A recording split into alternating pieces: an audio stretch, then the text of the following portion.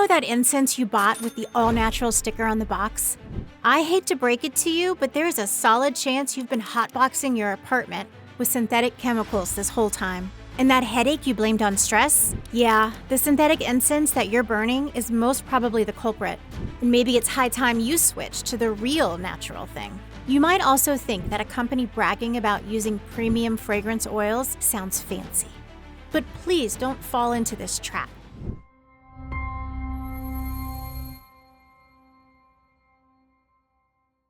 Fragrance oil is literally the industry term for synthetic scent. If they were using real plant extracts instead, they'd say something like essential oil or extract. So the moment you see fragrance oil, you should immediately know that it's synthetic. Also, when they say handmade, what they actually mean is that someone physically dipped a blank stick into a bunch of chemicals, and that's it.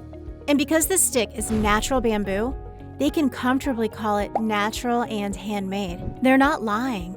It's just that the natural aspect of it is not what you think it is. Here's how I spot the difference now. If the incense is jet black, bright red, neon green, or covered in glitter, that's dye.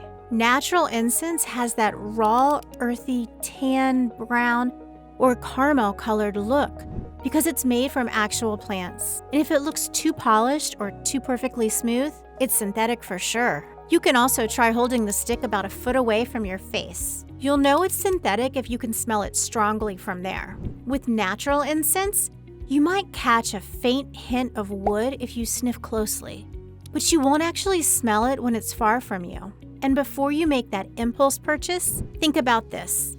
Sandalwood and frankincense come from trees. So if you see it being called something like vanilla fantasy or ocean breeze, know that there's no plant that produces those. Therefore, if the name sounds made up, the incense was probably also made in a lab. You should also know that no smoke is healthy, whether it's the purest Japanese aloes wood or the cheapest gas station stick. Studies reveal that incense produces about 45 milligrams of particles per gram burned. On the other hand, cigarettes produce about 10 milligrams.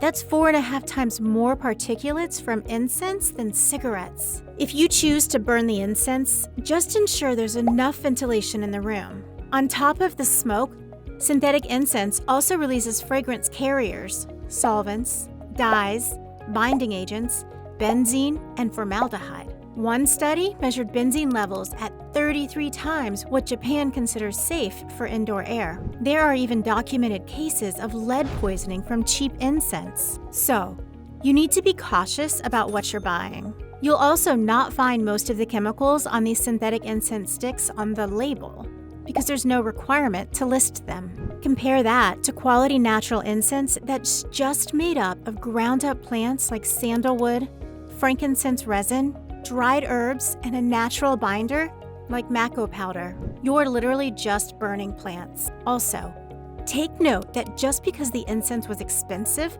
doesn't always mean it's good or natural. I've seen $20 incense that's the same synthetic stuff you could buy for $2, just in fancier packaging. Someone also told me they once bought incense from Etsy with great reviews, but it turned out to be repackaged hem sticks. Additionally, watch how the ash behaves. Natural incense ash is soft and fluffy and falls apart easily, whereas synthetic ash stays rigid and compact because they add potassium nitrate to keep it burning.